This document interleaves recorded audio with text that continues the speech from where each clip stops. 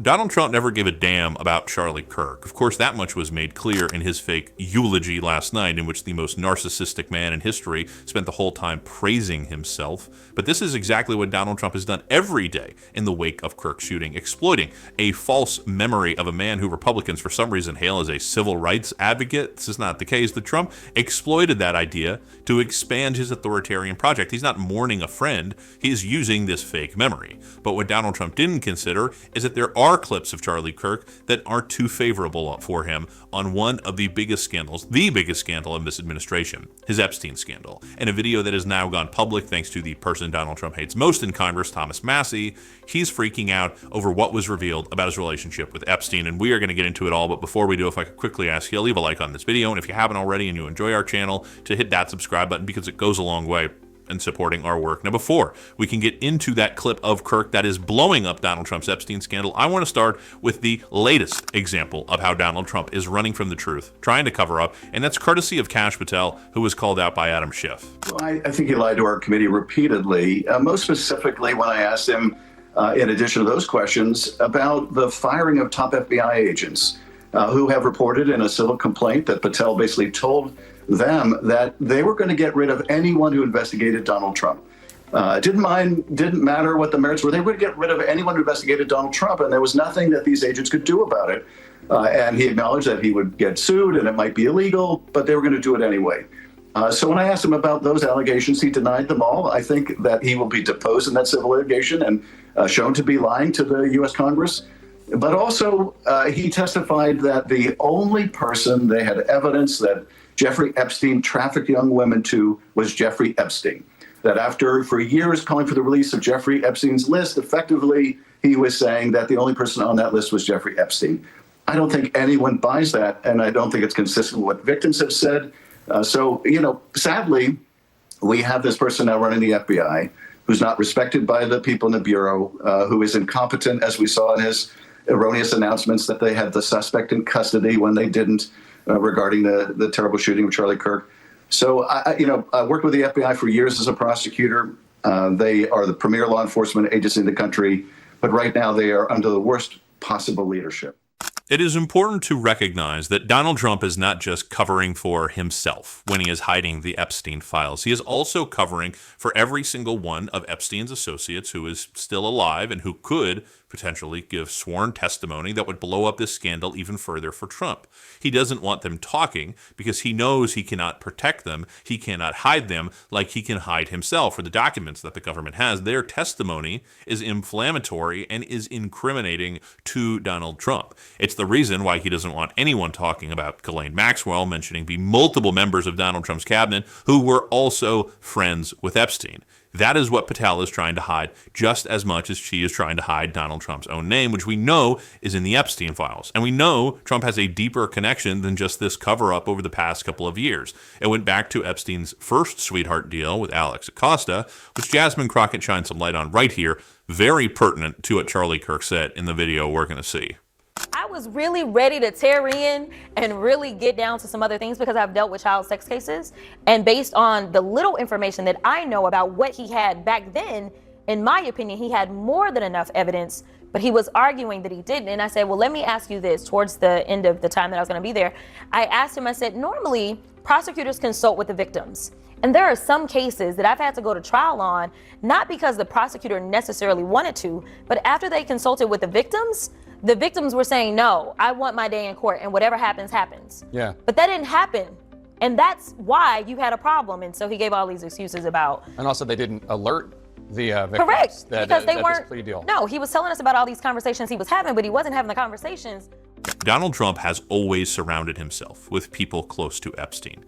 And why is that? It's not just because they were all best buddies, it's because Donald Trump knew he needed to keep that circle nice and tight if he could avoid accountability, which he thinks he can. But that's not going to be the case, especially when his so-called martyr is having his memory not just used to bolster Trump, but to blow up Trump's Epstein scandal, and that's courtesy of Thomas Massie. Massie shared this clip of Charlie Kirk and said, release all the Epstein files. I think the DOJ should immediately move to unseal all the Epstein documents in the Southern District of New York. Yeah. Everything. And Everything except child sexual assault material. I think every file should be released to the public the same way as the JFK files. Let the American people decide. Put them out there, because if there's nothing in there, then we can see there's nothing in there. Now, Donald, if you want to honor the memory of your so-called friend, a man who you apparently will go to the edge of the earth to protect, because, of course, we have to shut down Jimmy Kimmel if he's mocking Charlie Kirk. Everything Charlie Kirk said was sacred. We have to honor all of his wishes. Why won't you release those Epstein files? And it's mysterious, not that I want to get into conspiracy territory, because we don't need to. The conspiracy speaks for itself. So Kirk had changed his tune on Epstein. He initially, at that Turning Point conference, if you remember, this was right as the scandal was really blowing up, was telling people, don't talk about this. Well, we don't know, let's move on. We should focus on something else. It was Trump at that time writing crazy posts saying that this was all a Democrat hoax. The first time that he had said that, Charlie Kirk was talking to all these young people. They were saying, we care about the Epstein files. We want to know what's in them. And Kirk finally came around and he says, yeah, I previously said, we remember this. Remember when Charlie said, I trust my friends in the government? He doesn't trust settled silence on vaccines. He didn't trust that the 2020 election was, free and fair, which it was. Didn't trust the government then. But when it came to Donald Trump covering up for his pedophile buddy, Charlie trusted the government. But then something changed. His mind changed. He had a different position. Released all the Epstein files. And then what else changed? Well, it seems like a lot. Now, I don't want to push that conspiracy because I don't need to. We know Donald Trump is willing to do whatever it takes to cover up the Epstein files. But it is kind of odd that of all of the clips that Republicans are posting, all of the ways that they want to honor this man's memory, including with a state funeral, they don't want to release the Epstein files? Charlie was calling for it. If you care about the guy, shouldn't you want to honor his memory? No? You want to move on from this? Oh, they want to move on from this issue. Of course they do. Of course, this is the thing that they don't want to talk about. They want to, in fact, silence it. And I have to say one more time, I don't know how much we are going to be talking about Charlie Kirk in the future. I don't know if Republicans are going to try to shove their false memory down our throat even more. I was disappointed. Disappointed doesn't even begin to cover how I felt about all the Democrats voting for that resolution to honor him. Jasmine Crockett put it so perfectly. Not a single woman of color did. I think that tells you everything you need to know about who Charlie Kirk targeted, who he wanted his supporters to harass, and they did, of course, in the wake of his death, immediately calling in bomb threats to HBCUs, because that's the type of people Charlie Kirk inspired. That's the political movement that was so important to him. That's what it was about, harassing black people. But I have to say one more time, Charlie Kirk didn't give a fuck about free speech. He didn't. Charlie Kirk didn't care about debate. Charlie Kirk wasn't debating. Charlie Kirk was on college campuses, not because he wanted to hear people out. Never did he hear people out. In fact, multiple times, he would kick them off the microphone, stop certain individuals from speaking. Didn't want to be confronted. If Charlie Kirk cared about debate, he would have been debating experts.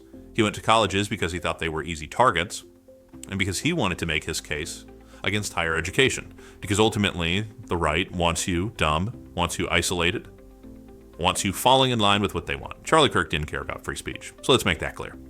This administration doesn't either. They don't.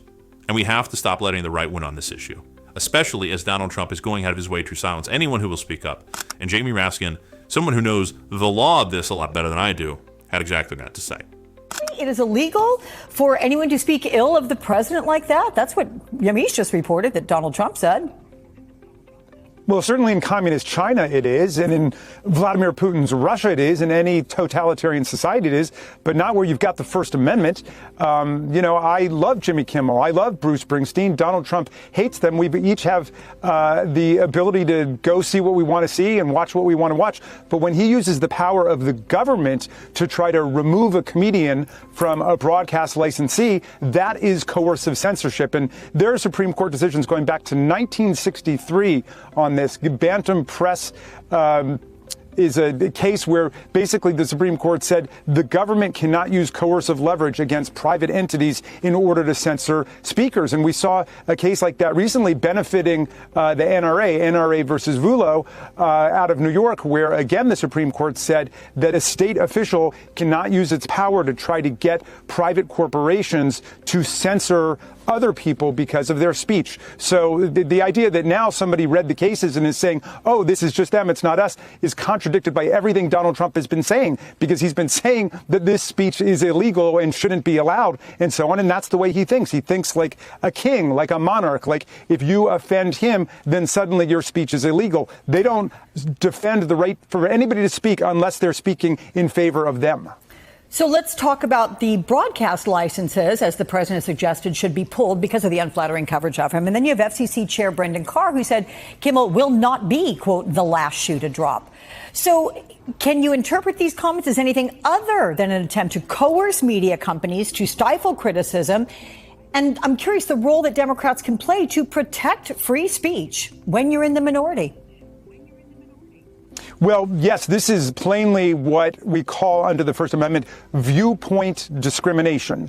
It is content discrimination. You're discriminating based on the content. And even worse, you're discriminating based on the viewpoint that's being expressed. Donald Trump could not be clearer about it. He's saying these people are saying bad stuff about me. And that's what the kings didn't like. You insult the king, it's like insulting God. It's a form of blasphemy. That's the way the law was with respect to King George. It was called lèse majesté. If you insult the king, you're like insulting God. Donald Trump would love to go back to that, so that he's using his power over the Federal Communications Commission, which is an arm of the government, to censor people's right of speech. Well, we're in a situation in Congress where we can blow the whistle about this. We can try to remind everybody what the First Amendment stands for. This is a criminal and corrupt administration, and we are going to continue to call them out. We are also going to continue to fight back against the chicken shit CEOs who capitulate to Trump. We will boycott their products, we will call them out, we will cancel subscriptions, and we will fight back. Disney has taken a $4 billion hit to its market cap. Let's make it 5. Let's make it an even 10. Let's show them that they still work for us, not Donald Trump. I wrote about that in my Substack, which you can check out in the link below. It'll also be, at some point, linked right here. Becoming a paid or free subscriber to my Substack, one of the best ways to support the show. We have really knocked up the subscribers recently. It's been really cool to see. I'm writing a lot over there. And if you want to support the show in other ways, as always, you can hit that subscribe button, leave a like on this video, and if you stuck around to the end, drop a blue heart in the comments. Keep on fighting, don't let them silence you, and until next time, I'll see you soon.